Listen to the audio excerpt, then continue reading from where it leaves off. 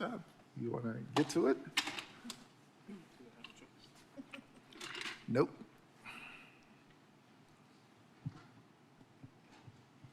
And I just want to reiterate, I'll be entertaining comments and dialogue on this item at the official public hearing. Tonight is for us to receive the presentation. There is nothing for us, no action for us to take tonight. There is nothing for us to address other than to receive the presentation. Thank you. No walk-up music, Mayor? You too? Dude, you got to win this budget first. You got to balance this budget first. Good evening to everyone here in person and to those joining us on Durham Television Network and online. I'm City Manager Bo Ferguson, and I'm honored to present my proposed budget for fiscal year 26-27. I want to begin tonight with a reality that shapes everything you will hear in this presentation. For the first time in many years, we project that we will have less property tax revenue next year than this year.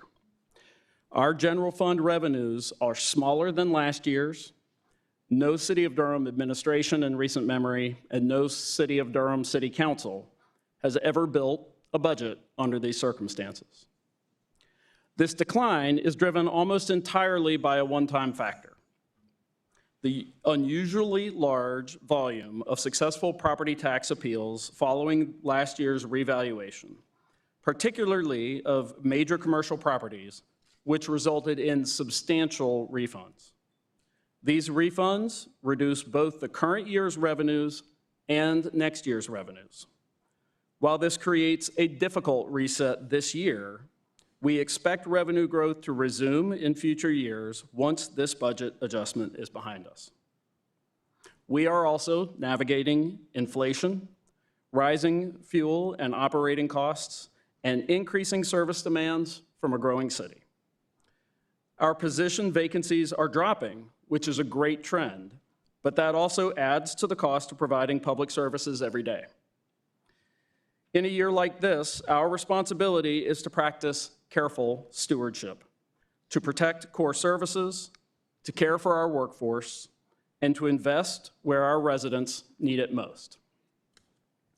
This proposed budget reflects that stewardship. Even in a challenging year, we have made careful choices so we can maintain essential services, continue progress on our top priorities, and be transparent about the trade-offs required to do so. Our strategic plan remains our roadmap. It reflects what Durham residents tell us matter most, and it ensures that our decisions align with our shared values. This budget is also shaped by what we heard from our residents and City Council through retreats, surveys, and community conversations. We approached this work with discipline and care, with a focus on fairness and long-term sustainability. Tonight, I'll walk you through the key numbers, and more importantly, what those numbers mean for our neighborhoods, our services, our employees, and our shared future. I want to begin tonight by thanking Mayor Leonardo Williams, Mayor Pro Tem Javier Caballero, and council members Nate Baker, Shanetta Burris, Chelsea Cook, Matt Kopak, and Carl Rist. Your leadership and guidance have shaped a responsible budget in an extraordinarily challenging year. Earlier this year, City Council and our staff spent time in 2 retreats discussing the path ahead. This proposed budget responds directly to that guidance and to the real challenges that Durham is facing.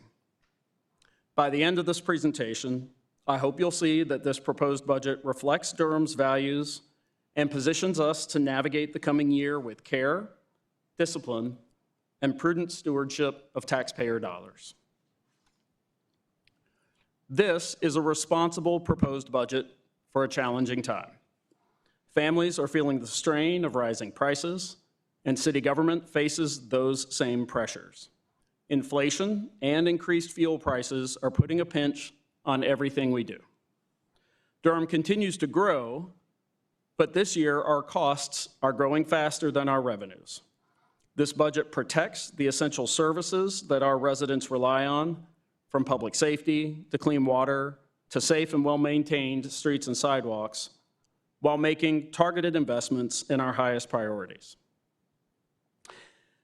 We asked every department to propose up to 5% reductions so that we could redirect limited resources towards these highest priority needs.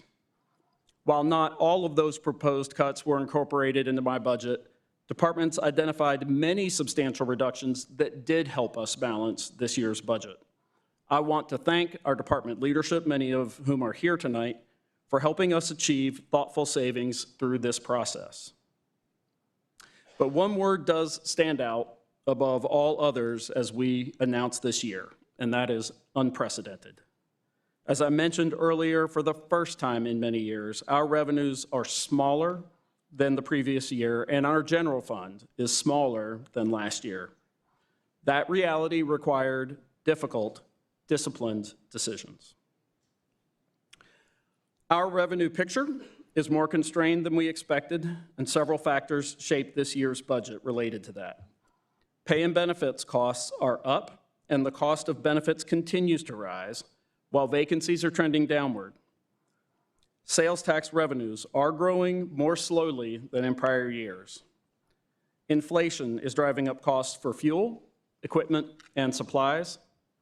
And most significantly, property tax appeals reduced our revenue this year and next. After last year's countywide revaluation, more than 10,000 appeals were filed. Many appeals were granted, including several involving large commercial properties. The overall assessed tax base has been reduced by about $2.6 billion, requiring the city to issue refunds totaling roughly $5 million in the general fund and $9 million across all funds. These adjustments will reduce our property tax revenues for next year as well. And yet, it is important to underscore that this is a one-time correction related to the unique timing and nature of these appeals. We expect revenue growth to return in future years as these corrections work their way through the system. While we have no control over the property tax appeal process or inflation, we do control how we respond.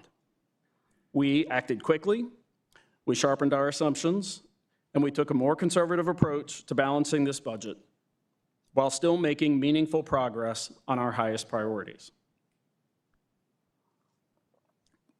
The total proposed FY26-27 budget is $766.1 million, compared to $722.2 million last year. But our general fund, the core of our operating budget, is smaller than last year, proposed at only $326 million. This is a decrease of $489,000 over FY26.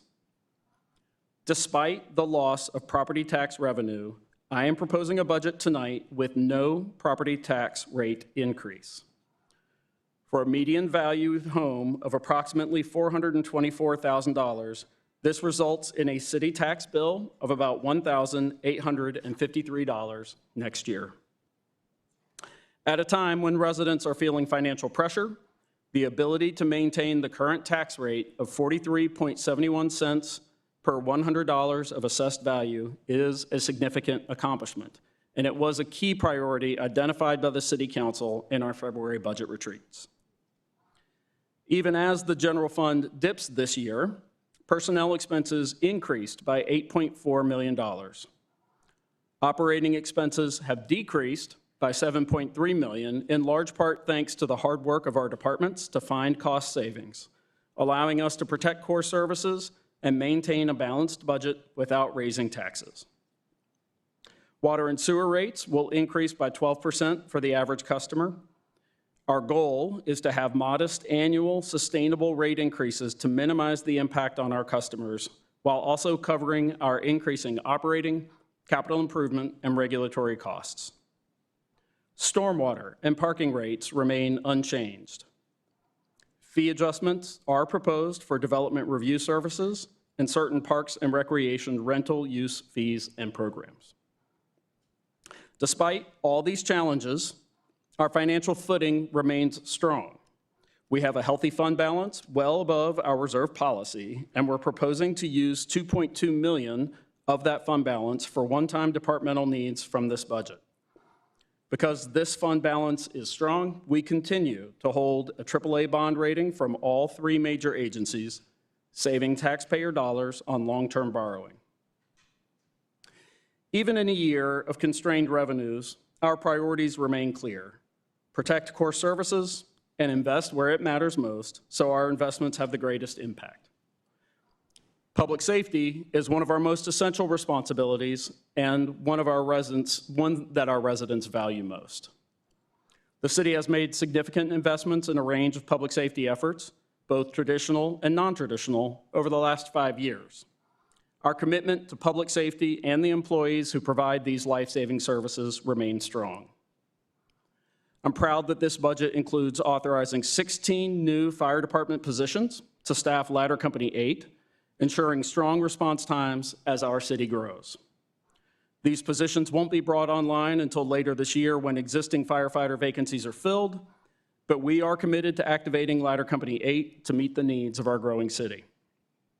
We are also funding firefighter cancer screenings, improved station security, necessary equipment and furnishing replacement, and a significant increase in overtime.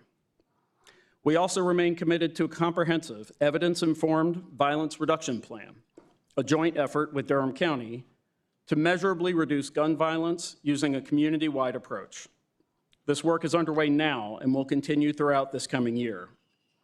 While this budget does not identify specific resources for this initiative, we stand ready to roll up our sleeves to find ways to respond quickly when our plan is formed and receives council approval. Our employees are at the heart of everything we do. They keep this city running every day, and we remain deeply committed to caring for them responsibly. This proposed budget includes 2% raises as a result of structural adjustments to all pay scales. The budget also fully funds the Durham minimum livable wage, which increases 14%, the largest amount ever, this year to $25.09 per hour. Unfortunately, this budget does not include pay for performance or step increases this year. The revenue loss we absorbed due to the property tax appeals made it impossible to identify the resources necessary to fund pay for performance and step increases. Despite that disappointing news, we are funding a new classification and compensation study next year to ensure our pay structure remains sustainable and in line with the market. While merit increases could not be funded this year, the market study will give us critical data to help us ensure our employees remain paid commensurate with their market value. We are continuing our 5% employee contribution for eligible employee 401k plans, and we are uncovering increased costs for the state retirement system, which ensures stable lifetime income for eligible employees.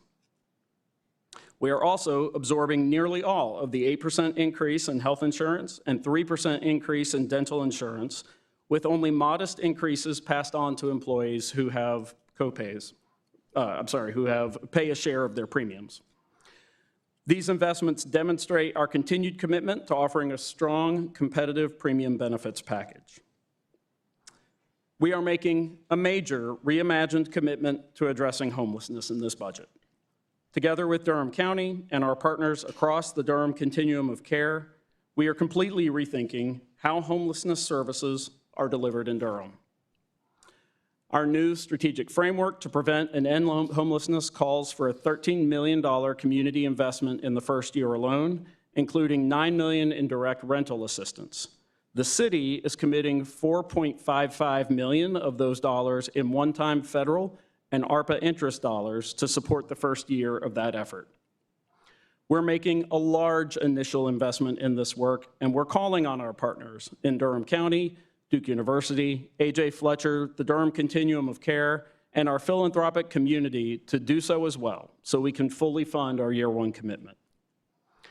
If fully funded, by next summer, we aim to reduce unsheltered homelessness by 30%, youth homelessness by 50%, and make meaningful reductions among senior, veteran, and families experiencing homelessness. Our long-term goal is simple. When someone becomes homeless in Durham, they obtain housing within 30 days. This proposed budget also provides $100,000 for emergency home repairs and continuing $725,000 for eviction diversion assistance.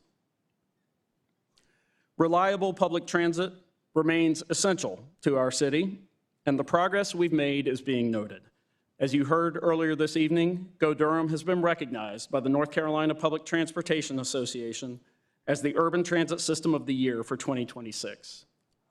This recognition is a testament to the commitment of the city and our partners in the Durham County Transit Plan to improving our services and our infrastructure, generating record-breaking ridership along with improved customer satisfaction. That same partnership will make it possible to continue fare-free bus service for another year.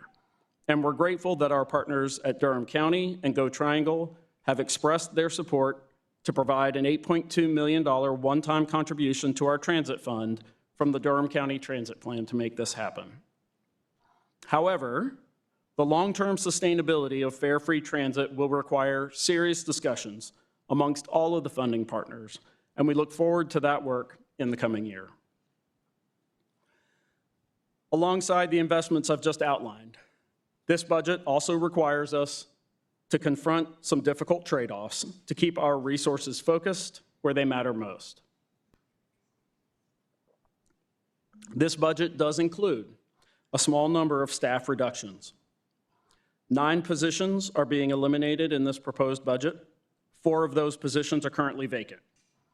The remaining 5 employees have been notified, and in most cases, we are working closely with them to identify opportunities to transition them into comparable roles elsewhere in the city organization. These decisions are never easy, but thankfully, they represent a very small part of our overall workforce of approximately 3,000 employees. At the same time as these reductions, we are adding or repurposing 59 positions in key areas such as planning and development, water management, fire, and community safety. Only 18 of these positions are fee-supported. Only 21 are tax-supported. 10 of these are being funded with one-time money, and 10 are repurposed from other roles within the organization. These workforce adjustments reflect areas of growing service demand, including the continued investment in our youth with a new position to support our Youth Works program, so more young people can gain career experience and build pathways to economic mobility. While we are proud of these promises kept in next year's budget, we also need to consider prudent service reductions to ensure a balanced budget. One such difficult decision is the proposed early closure of Forest Hills Pool, originally slated to close permanently at the end of this year's season in August 2026, but now proposed not to open this summer at all. Nearby Hillside Pool is ready to welcome additional residents this summer due to the closure of Forest Hills. Another reduction is the pause in installation of new speed humps, which now will only happen as part of street resurfacing projects where called for. This coincides with an internal review of the best traffic calming methods to ensure the safety of Durham's neighborhood streets. We are also eliminating or reducing funding for several partner organizations. All these partners do great work in our community, but when faced with constrained resources this year, our proposed budget recommends reducing or eliminating our assistance to many partners to help focus our resources on core city services. This year, $927,000 in outside agency funding is being proposed to be redirected to protect and enhance essential city services. While we strongly support the missions and work of these organizations, we simply cannot propose funding them at prior levels in next year's budget. Capital projects often represent the signature projects and investments that define our community and support key services. But the reality of funding these major investments is harsh. Rising costs and competing demands make it challenging to deliver the projects our community is asking for and expects. And this is not the year to overpromise. So we used 3 criteria to prioritize projects in our CIP. Completing work on projects that are already underway, maintaining existing assets, and addressing health or safety needs. Skyrocketing construction costs are putting significant pressure on our 10-year CIP, and we have carefully evaluated projects so that we made sure we are funding those that are critical or already underway. The total CIP includes $798.4 million in projects across transportation, stormwater, water and sewer, fleet, and general capital needs. Examples of some of these projects that received funding include our annual pavement management program and our annual sidewalk repair program, both of which are supported with voter-approved funds from our 2024 Connect Durham bonds. Funding is included to support our new Emergency Operations Center in conjunction with Durham County. Planning is going to be underway for our next fire station in Southeast Durham, and a number of trails and multimodal street improvements for safer driving, biking, and walking will also be advanced. We also included projects to improve stormwater infrastructure, including the South Ellerby Stormwater Restoration Project, as well as watershed planning. We also have several water and sewer projects, including, importantly, the Jordan Lake Water Treatment Facility, sewer collection system rehabilitation, sewer extensions and improvements, and water regulatory improvements to address PFAS. Looking ahead, future capital needs may require additional bond programs as our city continues to grow. Now that I've shared highlights from the proposed budget, it's time for our elected leadership and our community to take a closer look. The proposed budget and capital improvement program are now available for your review at durhamnc.gov/budget. City Council and our staff will review the details during budget work sessions next week on May 27th and 28th, beginning at 9 a.m. in the committee room on the second floor of City Hall. These conversations will help the council, our community, and our employees better understand the choices and trade-offs within this proposed budget. We invite everyone to tune in on the Durham Television Network, our YouTube and Facebook live streams, or on our website. We also welcome public input at our next budget public hearing on Monday, June 1st, during the regular City Council meeting at 7 p.m. So as I close tonight, I want to return to what guided every decision in this proposal: stewardship in challenging times. This year demanded difficult choices that were not comfortable for any of us to make or recommend. But because of these choices, we are still able to deliver meaningful progress on the priorities that matter most. We are investing in public safety. We are advancing a reimagined homelessness response. We are caring for our employees. We are providing fare-free public transit. We are protecting essential services. We are delivering critical infrastructure. And we are doing all of this without a proposed property tax rate increase in a year when our revenues have actually declined. We're being transparent about the trade-offs I'm recommending, disciplined in our approach, and committed to focusing our limited resources where they will do the most good. That is what stewardship looks like in a year like this: staying disciplined, staying focused, and staying true to our values, even when the numbers get tough. But stewardship is not just about what we hold back, it's also about where we move forward. And tonight, you've seen that we are moving forward in a number of key areas. Even in a constrained environment, we are making shared progress, project that reflects the voices of our residents, the leadership of our City Council, and the commitment of our dedicated employees. Durham has navigated challenging economic times before. What carries us through is our ability to stay true to our values, make good choices, and keep our eyes on the long-term well-being of our employees and our community. This proposed budget follows that tradition. I want to thank our City Council for your leadership, our employees for your service, and our residents for your trust. Together, we will continue to move Durham forward thoughtfully, responsibly, and with a shared commitment to the people we serve. Thank you.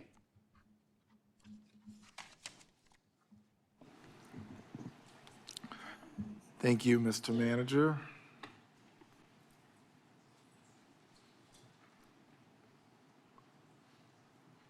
Thank you for your presentation. And just want to reiterate that the first public, actually, starting after tonight, you can, and I'm speaking to the general public as well as those who are in the room, this is now our budget as a council. You want to speak with us, you schedule meetings or speak with us, and you can just inform us on what you care about most, and we will listen as best we can and consider all of the things. I can tell you right now, not everybody is going to be happy. Actually, no one is going to be fully happy with this budget. There are a lot of trade-offs. I think I made it pretty clear how I feel to my colleagues, but we have a lot of work to do, and we are dealt an impossible deck of cards here. But I do appreciate your effort, Mr. Manager, getting us started here. So over the next 2 weeks, we will take time to deliberate amongst one another and with the public. And then on June 1st, we'll have public engagement. We'll have a little more time, another 2 weeks, and then we'll be making a decision on this budget as we move forward.